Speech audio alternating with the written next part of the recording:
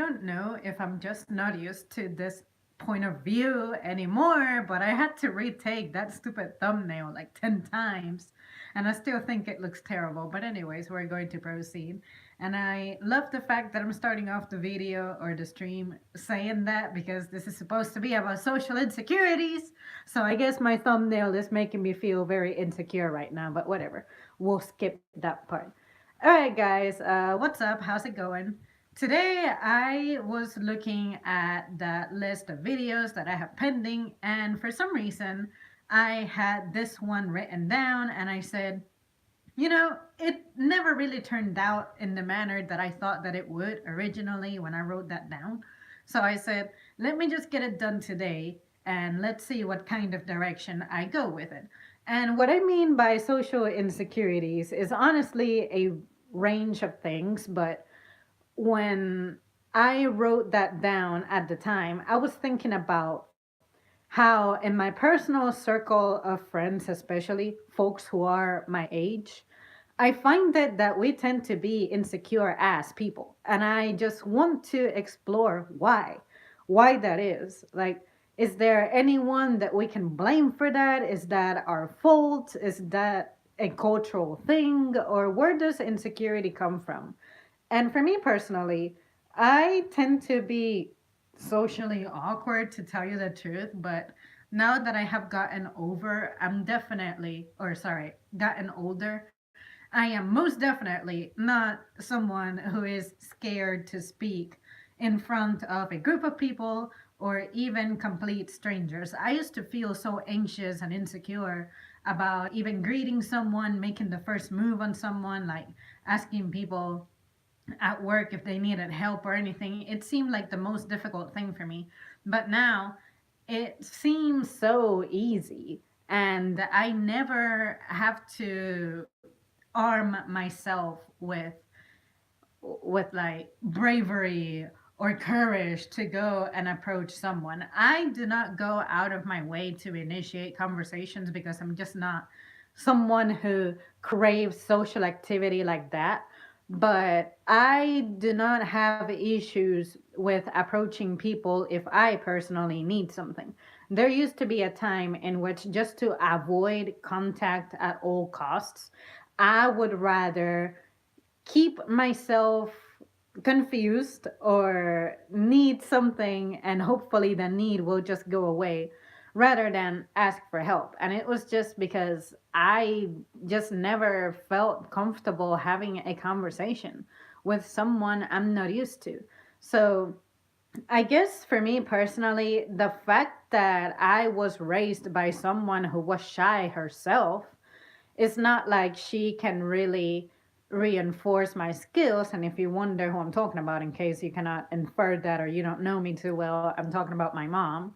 So it's like, how can someone shy possibly give you the strength and motivation and inspiration and courage to not be insecure in social situations?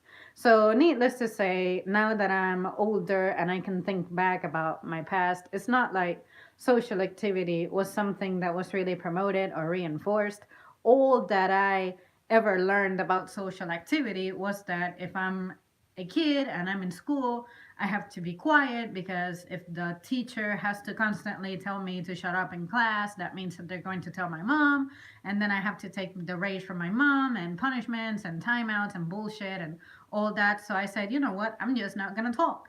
So I guess I grew with that discipline of, if I don't have anything important to say, anything substantial to add to a conversation, I cannot say anything. But of course, then you get these uber social people who, in my opinion, talk about nothing. And then I'm somehow involved in the group and they try to ask me questions that I don't particularly like.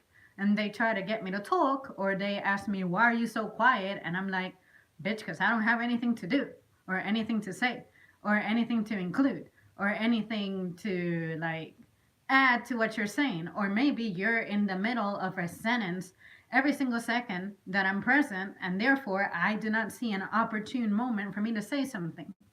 And then when I have expressed that in the past, some folks say, oh, you just have to intervene and interject and say something whenever you feel like it. And I'm like, Well, that's just not my style. It's not the way that I was raised. And if I'm talking, I sure as hell do not like to be interrupted when I'm saying something. So basically, now that I am discussing this topic, I feel kind of strange because at some point, this was an easy thing for me to think about why I am socially insecure. But now that I am someone who's not afraid of social situations anymore, and I am not afraid of simply holding a conversation, it's like, what made me be insecure in the first place? Now, it's like if I have to say something, I will say it. But it's just crazy for me to think that at some point I would not feel up to the task of speaking at all. So I just would really like to ask myself from at least 2 years ago and back, what made me be that way? Maybe part of it has to be that I have been exposed to people who have been reinforcing my capacity. Like sometimes I express how, I'm just shy and I don't want to tell them because I don't want to bother them. It's like, what makes me think that I'm bothering someone when what I am bringing up is part of their fucking jobs? It is part of their jobs to listen to me, to what I have to say. So why am I getting in the way of my own self to communicate something, whether it is incredibly essential or just basic routine stuff?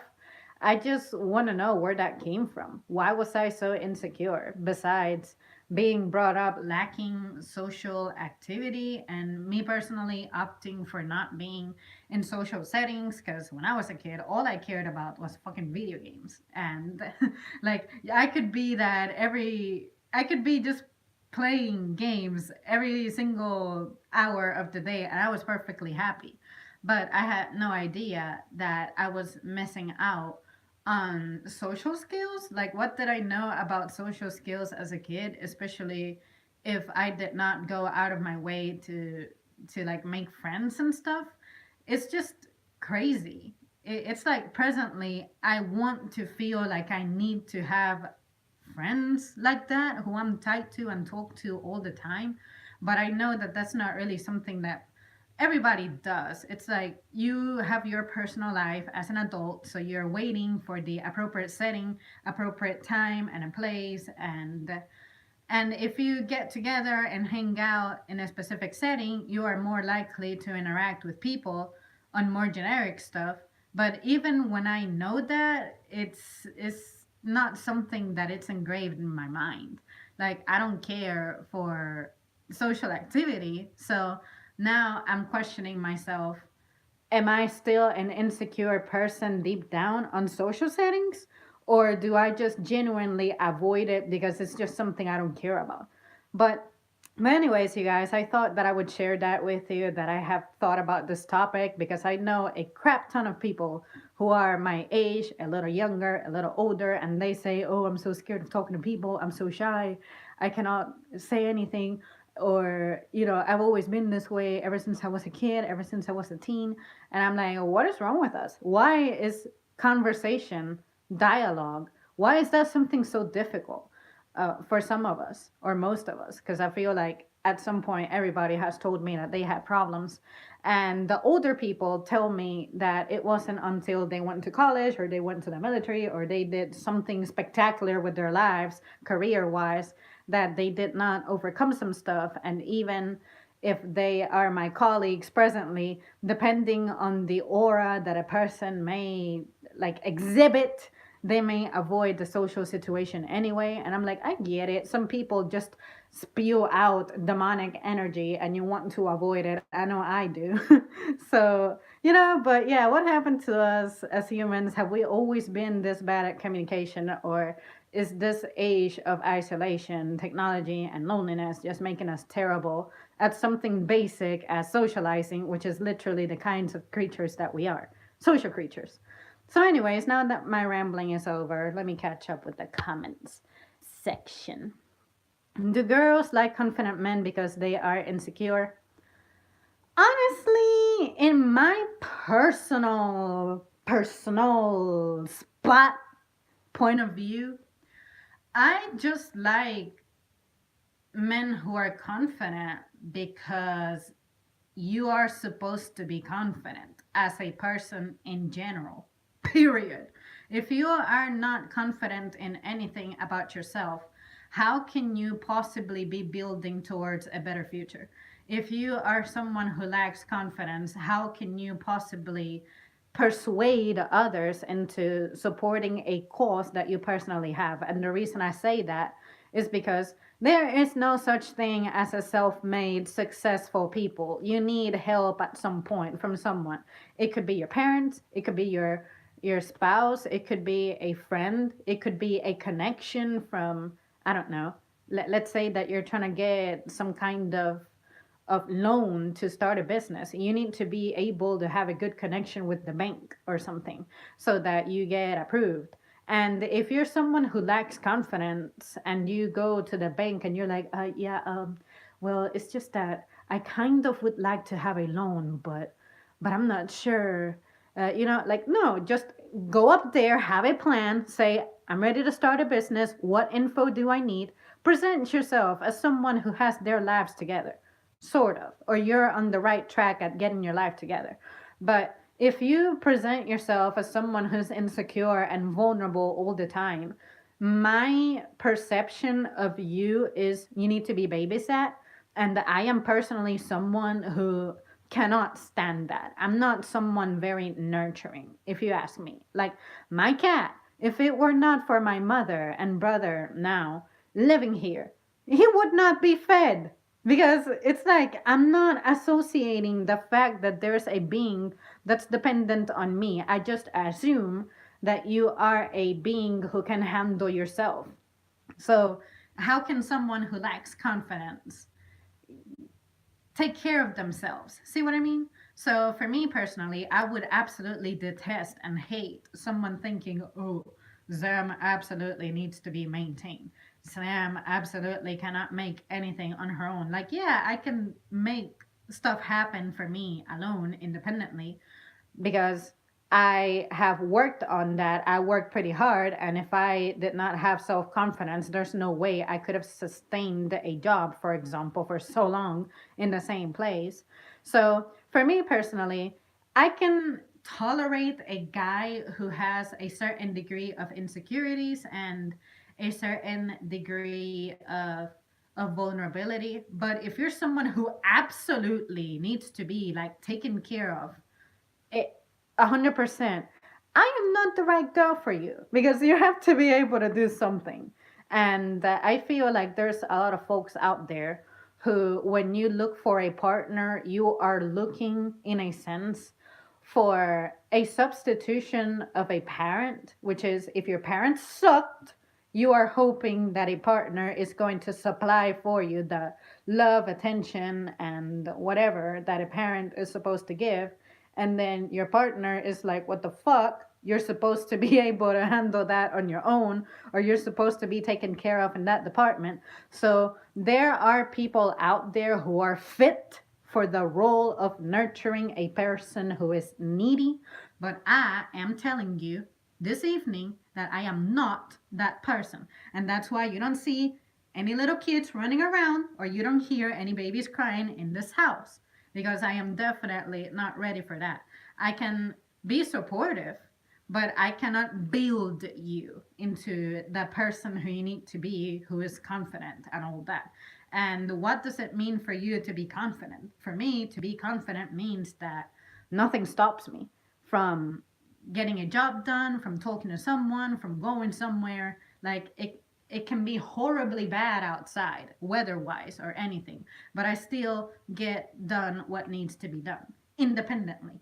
So, so I hope that answers your question. I have never really thought about it from this point of view, but I'm just not that kind of person. So I just assume that you're just ready and just got your life together. Hello, Garuda Zamarella. I like that. Hey, Jordan. I don't like talking to most people because they are annoying, in my opinion, so that is why I am so quiet. See, now that you mention people being annoying, to tell you the truth, there are times in which genuinely everybody gets on my nerves. It's like the sound of human it sounds like a screech in my brain, and I'm like, ugh, is there a way to like tune this out? Is there a way to turn the dial to not hear anything? And it's not. Sometimes I think that I am way too full of myself, or I'm just stuck up or something, and I'm like, no, it's not that. It's just that I need to be in the mood for certain things. I have to be in the mood for dialogue. I have to be in the mood for eating. I have to be in the mood to exercise. I have to be in the mood for streaming. So it's just that not every single hour is pleasant for you. It's like I would like to be this person who's like sunny all the time, but sometimes I just don't feel like smiling. And people are like, oh, "Why are you so serious today?" And I'm like, "I'm not a sociopath. I don't need to be showing teeth to indicate that I'm in a good mood. I have my focused face, and my focused face does not show teeth." So so I don't know, you guys. It's kind of strange. I've just learned that in order for me to express an emotion, I don't have to be making noise, nor do I have to look a certain way. Like there's been countless times in which I'm sitting here and I'm hurting like crazy. All I want to do is cry, but I don't do that because I'm processing the emotion differently. So it's just I'm sick of this notion that you have to follow a certain guideline for certain behavior, or otherwise you're not being genuine. It's like, oh, if someone in your immediate circle dies, you have to cry, you have to stomp your feet and drop to the ground and suffer like incredibly. No, for me, I process pain differently. The One of the most important people in my life who passed away was my maternal grandfather. And guess what? I did not lose my shit. I cried, but I was pretty quiet and silent about it. But it hurt me like hell, I can tell you that much. But I was not dramatic. I did not have to be like this uber dramatic person to display that I was depressed and hurt, that like my father figure had passed on, you know? No. So anyways, I think that's what I'm trying to convey the most here, that I feel like people have expectations of you based on guidelines that have been pre-established and deemed as socially acceptable, but you have to understand that people are different, and there's nothing wrong with that. But anyways, I hope this thing doesn't crash. I am hoping to have internet in my home soon, so hopefully I will not have to rely on this device anymore. So yeah, guys, I'm excited because it's about time that I had a better streaming method than this. If only it only takes a person two sentences to either annoy me or get me to like them. I think social anxiety is the same as anything else. If you ever have a hard time being around people, you need more practice, more time around people, immerse yourself in what makes you uncomfortable. That is so true because my whole mentality when I got my job at customer service was, okay, I need to expose myself to people. I would like to meet people. I don't want to be too close to people, but I don't want to be bad talking to people. I know that I have skills talking to people, but I cannot prove to myself that I am good talking to people. I am shy, but at the same time, it doesn't mean that I cannot sustain a conversation unless it's one of those stupid small talk type of deal. I am terrible at small talk. Give me something like immense, something to debate, something deep, something with substance, and I can be talking to you forever and you will not necessarily feel like you're bored or anything. I have stuff to expand from. Like sometimes you guys drop a comment and you completely can get me sidetracked to where it adds another 30 minutes to the stream. I don't mind that. It's just my mind. I think fast, I have a good memory and whatnot, but yeah, it just depends. Some people really own my heart at first glance, at first conversation, but other people, I'm just ready to leave when I see you or when I hear you. And it's not that you're personally doing something wrong, it's just that I don't know, our spirits are clashing. Like I cannot explain, and I'm sure that there's people out there who have felt the same way about me. Like, oh my god, I met this girl and most of the time people express that they're pleased to meet me, but I know that there have been some folks who have not liked me. And I don't care. I have had people I don't like at first glance, but I'm not here to please everybody. So I think that for young people, once you learn and accept and apply the fact that you will not please everybody, your anxiety is just going to disappear. Because I have met folks who are like, oh, I just feel like I'm annoying the person. I am too scared to, I don't know, text or call or ask them out. And I'm like, what are you so afraid of? What indication has this individual given to you that leads you to believe that they feel that way about you? It's all in your head. So as soon as you learn to govern your thoughts as opposed to letting your thoughts govern you, your life will be a whole lot better. But you need to actively work on that. Stuff is not going to just get better you waking up one morning and boom, that's it. You have to actually work on that, like Webby says. So so I guess that's what happened to me. Working with the public for so long, I have met all kinds of different personalities. I have heard different tones of voice. I have seen different kinds of situations.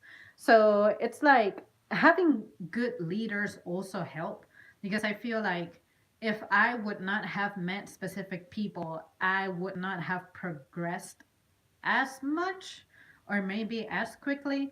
And nothing is better than being empowered. And by empowerment, I mean that you are put in a position and you are trusted in what you're doing. You have the freedom to make decisions. And if you make a decision that could have been better, you have a leader coming behind you, sitting with you, and saying, hey, what you did was not wrong. It wasn't bad, but this is what you could have done to make it better. And that reinforcement, when I see someone doing that to me, coaching me, it even motivates me more to be someone who coaches other people. Because as someone who was interested in being an educator, that's exactly what you're doing. You're trying to influence a mind, develop it. So what better way than having someone trustworthy doing that with you? So in these last, I want to say 2 years, that's exactly what's happened to me at my job. It's like I've met so many people, I have seen so many people leave. Some people have moved on to better things, and I'm like, you know what? This is how they did it, and this is what I've learned from them. They taught me to not have so much fear, and now here I am. It's like I cannot recognize the person who filmed some stuff like 2.5 years ago versus the person who's filming now. It's like my tone is different, my energy is different, and shoot, I'm still the same person, but I just feel like I am not like hiding or retreating or uncomfortable. Like I say something and I'm done. I move on. But I used to think I was good at moving on, but now it's like I'm serious. I can move on from stuff. Like I used to, if I had a bad situation with a customer, I would have that shit like just in my mind for days. But now it's like after 2 minutes, it's like bye. I'm done. But yeah, it doesn't mean that I don't care about the situation. It just means that I can recover from stuff better and faster. But anyways, basically embrace discomfort and eventually you will become comfortable in what used to be uncomfortable situations. Like half of the reason I chose the areas of study I did was to try and overcome social insecurities. It really helped. Now I'm quite secure in my avoiding people. The more time you seclude yourself from the world, the more difficulty you'll have with being around others. That is so true. I did it for a long time and it bit me in the ass, wasted a lot of years. I think social insecurity is growing in today's society because more and more people are secluding themselves from the world. Simply not enough time out in the world interacting with people. Not saying that's how it is with everyone, but definitely a lot of people with social awkwardness and all that. JP says hello. Hello, Steve says, now that you are older and secure, would you ever ask a man out for a date? What if I told you that I have asked men out on a date? I have asked two men out on a date before. So I don't know what that was. I just didn't. I don't have any more filler for that. Ever notice how dealing with people when you're at your dot? Wait, slow down. Ever notice how dealing with people when you're at your job and working can feel so different than when you're off the clock and just out in public by yourself, grocery shopping or whatever else? Absolutely. For me, when I'm out grocery shopping, because grocery shopping reminds me of what I do, I tend to still have my customer service cap on to where I'm like, this is what I expect, this is what I look forward to, and this is what I'm anticipating being on the opposite end of the counter, right? But sometimes when I go somewhere and the cashier sucks, for example, it really lets me down. To me, a cashier who sucks is the one who doesn't greet you, rings up your stuff, and just tells you the total and doesn't ask you stuff like, do you have a rewards card or something? Or like very little interaction, and I catch them looking at their fucking phone from the pocket. Or if you're somewhere where you have like a jacket of some sort on and you're like, I can see that light in the display and you're just texting, or you have a drawer by your counter and you're looking at it, it's like, motherfucker, you have to give me attention. Like, it's not because I demand that. It's because it is the courteous thing to do. That's what you get paid to do. So when I am on the sales floor, my phone is never out. In fact, sometimes I don't even have it with me or on me. So it's like, what is wrong with you to where you're avoiding that interaction? See what I mean? But stuff like that tends to let me down because it's not something that I would do. I always give the customer who I'm with my individual attention, but at the same time, that taught me how not to be, because it really can alter the perception of a customer.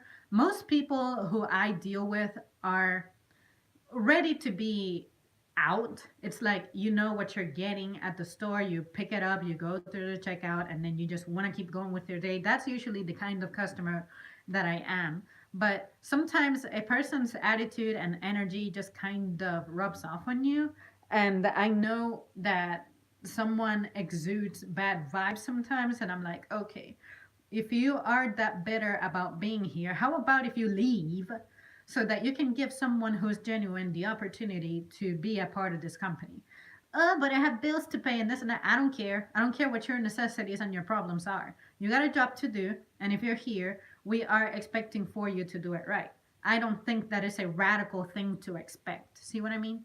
But anyways, um, I just think that that is kind of the most difficult part, because when I'm off the clock, I would like to take life a little less seriously when I'm grocery shopping. But I have expectations because, I work on that and I know how to go above and beyond for a customer. But if I am not treated in the same manner that I treat others, it kind of lets me down. But yeah, you're absolutely right.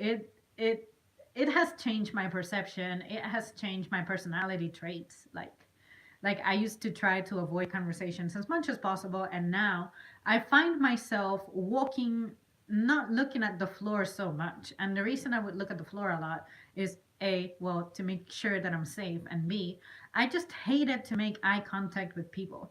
And when I think about it, when I'm at the gym, I never look at people because immediately they'll start talking to you like, oh, you're here every day. What do you do? Why do you do it? And I'm like, I don't have time to explain that.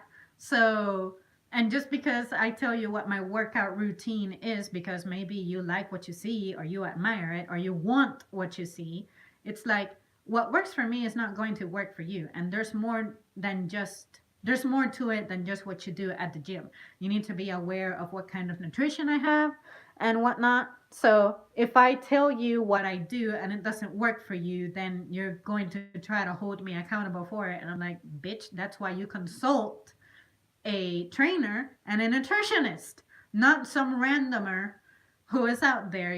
People can give you good information, but you cannot expect for an individual to resolve all of your problems and have answers to all of your questions. You need to actually do some legwork. You need to go out, you need to read, you need to ask people, you need to maybe visit a doctor. You just want for one person to be your salvation. And it takes more than that. But anyways, maybe that's just me and my evil side of the brain saying, I don't like talking to people. I don't come here for socialization. I come here to get my workout done and be out the door because your girl has to be up at 5 a.m. for a 6:30 a.m. shift. That's usually what I'm thinking about. If I have to work the next day, I just don't have the time for anybody. I'm sorry, but I'm not sorry because this is not what I came here for. But if I were going out to a place to make friends, I would wait for social functions with people whom I know, and they're going to invite people who they know, and then I have an opportunity to meet people. Or I would join some kind of a club, like maybe an art club or a science club or something. Something that screams, hey, I am here for social activity. But when I'm on the go, it's never a good time. Like, no, I have an agenda, I have stuff to do, I have to be home by a certain time. So, no, no. And that's the weird part because a lot of people just tell me that I'm this sociable person. And I'm like, no, I'm not sociable. It's just that I do my job hella well. Like, oh, you're always smiling, you always have such a sweet personality, and I'm like, this is the worst day for me. I'm in pain.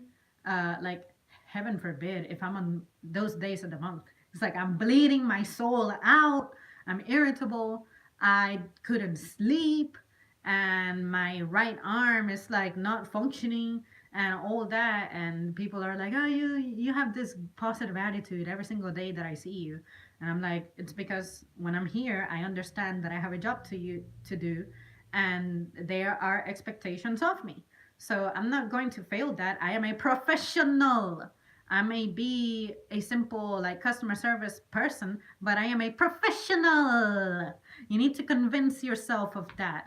Just because I don't have an education or a degree doesn't mean that I just suck at what I do. No. No. So yeah, I do love to brag about it because trust me, I don't know how I make it through some of my days, but I just want to be again confident. A confident person displays themselves like what they are. So I'm a professional and I'm confident about it. So I'll prove it today, I'll prove it tomorrow. I proved it yesterday. Why would I need to change that? But anyways, and trust me, people do try me, but I just feel like I train for a reason. I train to be better than I was the preceding day. So what better time to show it than every single day?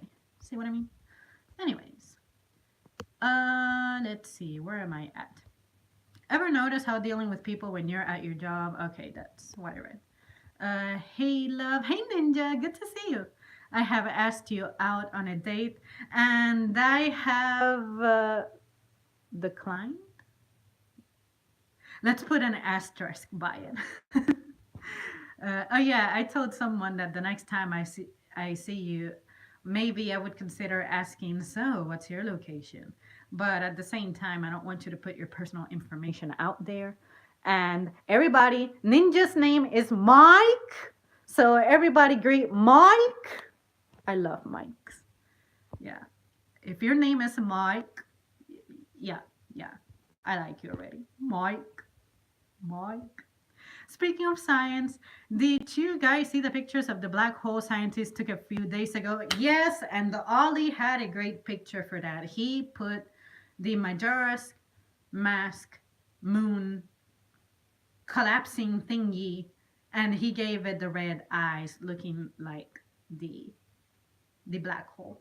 But yeah, I used to read so much about astronomy, but now it's like I don't dwell on that much. But I thought it was interesting. I need to actually read what that was about. I just saw the pictures and the memes that people were attaching to it. But after that, I kind of just kept on going. Let's see. Why don't you have a family? If you're asking me why I don't have a family, like kids and stuff, it's because it's not the time for it, and I am not in a hurry. And until I am ready for it, which is politically, financially, emotionally, mentally, and physically, I am prepared. I am not doing that. I am not doing that. Let's see. How can you see a black hole? The picture was super blurry. Heck yeah, I was like, wow, I was into it when they were live. Unfortunately, I cannot take credit for that picture. I just found it. I am so disappointed. I have been let down. I thought that that was you showing off your photoshopping skills. And now I have to completely alter my perception. Boy, bye. Nah, I'm just kidding. But yeah, some people had some pretty cool memes, but now I don't remember any. I feel like someone put that in the eyes of the nun or something. That was some creepy shit right there. But people make it work, and that's what matters to me. I'm entertained. That's what I go to the internet for, to help me decompress, unwind, learn stuff, talk to people. But yeah, yeah, you guys, that's pretty much it for me on this matter of social stuff. So as long as my stream does not crash, the floor is open for anybody to say anything. Insecure a lot, asking strange girls out. What do you mean by strange? Now that you mentioned strange, what do you guys define individually as people being weird, people being strange? I have a story. For me, I have this person who I work with who is absolutely weird in the sense that his behavior changes depending on whom he's talking to. It's like there's a pattern. If you are female, young, and conventionally pretty, you have certain treatments, certain privileges. And for me, that is weird because I immediately question what your intentions are. So if you're going after young females all the time and you try to chat it up with them with a certain tone, it's like, what are your intentions? Clearly, you're up to no good. I get it. But why are you that way? Why can you not be normal? See what I mean? And then other behaviors that I consider odd is if you are obsessively clean. What I mean by that is maybe you are constantly cleaning your house. You feel like every single day you have to do deep cleaning, like OCD types, pretty much. I had my degree of OCD, but it's like nowadays I just don't care. I don't have the time. It doesn't bring me joy. So it's okay for stuff to not be arranged by sizes and colors and textures or how new something is, how worn down something is. I just like for things to have accessibility. If I know where something is at and I know that it is functional for the next time that I encounter it for me to use, I'm happy. But there's people who obsess over details that I just personally learned to not have time for. And you cannot possibly convince me to give it the same treatment, same level of importance that you give it. See what I mean? But, anyways, it's not, I guess I cannot classify that as universally weird behavior, but for me it stands out as weird because I cannot possibly ever again think in that manner. Be like, oh yeah, I have to obsess about being neat and tidy all the time. Like it's okay. Let shit get dirty here and now, you know? But anyways. Is it all right to send my information to your Twitter? Sure, as you please. But I guess I'll have to follow you because I don't think that my direct messages are open. Build your confidence up, my ninja. And speaking of which, I guess just identify yourself on your Twitter just in case I'm tripping and I don't recognize that it's you. Because usually, 90% of the time, when people interact with me on Twitter, I don't know who you are. So, yeah. You can do it. Have you ever gone to psychotherapy? No, I don't fucking need it. But there's folks who have actually, like, when I was a teenager, I was told by my guidance counselor that she would like for me to go to so called therapy. And I said, why? What for? No, I don't, like, my issues. I know what the solution is. The solution is that, just like I was telling my friend recently, I feel like every person in my life who is essential and vital has failed me. But But at the same time, the reason I can say that confidently now is because I used to blame myself for it. I was miserable for a long time. And I was like, yeah, everything that happens to me is absolutely my fault. And then I said, hold on a second. If I'm working hard, if I am doing everything to the best of my abilities, if I am staying out of trouble, if I am holding off on so many things just to be sure that I'm not making a stupid decision, if I am truly, truly giving it my all, how is it all my fault? Like if I'm communicating stuff to the people who have the power to do something about it and nothing is changing, is it really my fault? And then when I think about it, it's like sometimes the person who I'm reaching out to needs help themselves and they don't know how to get the help or ask for the help. And therefore, they cannot help me on time. And I'm like, well, if it were me, what would I do? And I'm like, you know what? Let me give this person the benefit of the doubt. And what I mean by that is some of these folks are just older people. They are tired. They forget things. They're under a lot of stress. So, with my parents, for example, my father absolutely 100,000,000% failed me. All right. That is no secret. But when I think about it, what made him fail? I'm like, okay, he was abandoned. He was all by himself. He did not have very good influences. He did not have good leaders. He was very immature. He was unprepared. He lacked confidence. He didn't know what he was doing. He needed direction. He never quite got it. He had to learn on his own. Can I really give him hell for that? It's like, well, I want to judge him severely because he was an adult. But if he failed me, I have to give him a chance, in the same manner that I feel like I have failed myself in the past. And I think about what happened, it's like he's no different. He's still a person with challenges and difficulties. What are they? And now I can identify them and be like, you know what? Maybe my dad is not really such the horrible piece of shit that my mind makes him out to be. But it's like with some other folks, when I take the time to break them down like that and be as, what is it, unbiased as possible, I'm like, you know what? It's fine. It's cool. It is no problem. It'll be okay. Like, even the folks who I have dated, to me, every single person I have dated has failed me. And maybe they feel like I have failed them. And I'm like, well, let's break it down. What's happening? Well, for my first relationship, it was we were super young. We didn't have anything. We lived far away. So, what chances did that have? And we were both immature and impatient, and we had different interests. So, okay, we're not compatible. Second relationship would be okay, same thing. Distance, but he would go out of his way to come over to see me, but I didn't have anything to keep the relationship really going. And I'm like, you know what? I'm not excited about him. I'm not trying. I'm not putting in any effort. So clearly, I failed my boyfriend at the time in that department. I was just not interested. So if I'm not interested, how can I make something work? You cannot make it on a one way street.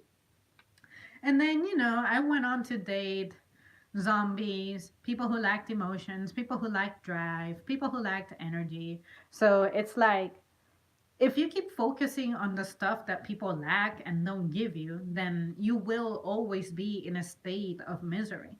And that is the part that I want to say I am dealing with currently. It's like the stuff that I feel like I'm missing, it's like, why am I missing it? Is it something that I have control over? Is it something that I can do? Or is it something that I am giving it a lot of importance and I'm letting it get to me? Or is it something that simply the other person is not fit to do for me and I just have to move on and keep going and search for other things? Like at my job, sometimes I feel like my leaders absolutely fail me. But then I'm like, you know what? There's only so much they can do. And it's not like they're failing me if they have already done everything that they can do at their level to assist me with something. So that's, as long as you have communication, I feel like it's easy to deal with that because my frustration usually comes from not knowing what's happening. It's like the so-called fear of the unknown, I guess. If nobody's telling me anything, does that mean it's bad news? Does that mean it's good news? Does that mean I'm being forgotten? Does that mean it's a work in progress and we just gotta wait? I'm not someone who does well waiting, as pretty much almost everyone else out there. So, as long as you have a strong communication, then I don't see why the problem is that unbearable. But I seem to get anxious and have problems when a long time goes by and there's no progress, but I am not being communicated what the status of an inquiry is. But hopefully that made sense. If it doesn't make sense, it's all right. But in my personal experience, I find that if you keep me informed, I am a much more pleasant person. But anyways, because then if you don't tell me things, I'll start asking and get desperate and frustrated. So yeah, that's why I mentioned that. But anyways, overall, I don't think that I'll go to therapy ever because I feel like for everything that happens in my life, I have someone. And even if that person doesn't know what to tell me, usually I find it that all I need is for someone to just listen to me. And sometimes when someone listens to me, the problem is not even a problem anymore. Like there's someone who I can call, there's someone who I can email, there's someone I can talk to, there's someone I can vent to, and after I let go of that pressure, it's like, bitch, the problem is not as bad as it seems, you know? So sometimes you just need a little bit of support. That's it, just a little bit, not even much. What is your cell number? I want to practice. You are seriously asking me that here, where thousands of people have the potential to find that out. If I give you the number, I will immediately go to my carrier and change it. But, anyways, good try. At least he's getting his confidence up. You see, everybody, like, let's acknowledge that. The guy is trying. My Twitter name is IVT Ninja. You sound very mature and articulate. Oh, I appreciate that. That is a big compliment. For me, being told that I'm mature means the world to me because I'm such a big kid still. Like at heart, I'm just a big kid. And I keep asking folks who are older, especially folks in their 40s who still have this energy and just vibe to them. I'm like, why are you such a kid if you're in your 40s already? And they're like, well, that's the thing. You just never really stop being a kid. And I'm like, you know what? Relative to the earth, we are children. Like, the earth is very, very old, but we're like, how many years alive? Maybe an average of 70 ish. So, yeah, yeah, yeah. It's interesting. That was an unknown unknown. The absence of evidence is not the evidence of absence. The Boondocks. That was a pretty good try, Steve Tingley. Yeah, but see, I gotta give him credit. He tried. He tried. But I think that's funny though. Um, let's see. What does it take for me to give someone my number? Well, first of all, if you are a colleague, you are guaranteed to have my number. And there are some folks out there who I want to have their number so bad. But if I already have a medium of communication with you, why the hell would I ask for your number? Like, if I can if I can message you on social media, why do I need your number? If I can like stream with you, why do I need your number? If I can private message you on Twitter or something, why do I need your number? For me, having someone's number is just extra personal, and I guess I don't know. It's not. I'm not a textaholic. I tend to do more uh, of instant messaging, which is a form of texting. But for me, if I don't have someone's number, I'm not tripping over it. If I can still get a hold of you when I need you. See what I mean? And also, I feel like if you text people personally, that adds a sense of urgency of, oh, you have to be available for me all the time, or you have to give me an immediate response. Whereas if you send messages to people over social media or you use email, it's like it can sit there until you have the time to get to it, and then you get to it when you get to it. It doesn't give you that pressure of, oh, it's a text, so I have to reply to it as soon as possible. Like, no, do not have text anxiety when when talking to me. Anyways, just do social experiments on certain days. Dress nice, smell nice, and be yourself. Absolutely.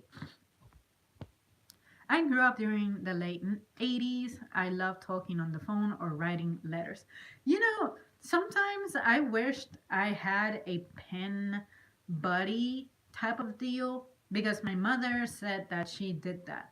Like, she could find the columns on the newspaper where people would write poems or something, and then you could send them some kind of a response.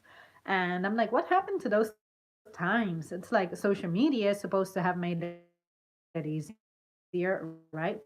But nothing beats something that you actually compose. Like, for me, my handwriting is part of my style. But the fact that I don't handwrite anymore kind of depresses me. So if you ever get a gift from me, or a like sometimes I mail packages to people, you always will get a handwritten note from me. Even though I can tell you, hey, I just mailed you some stuff. It's like, no, I will send you a guide of why I am sending you what I'm sending you, what's the story behind it, and of course, a little love note, just so that you know that you're loved and appreciated and never forgotten, and I'm thinking about you.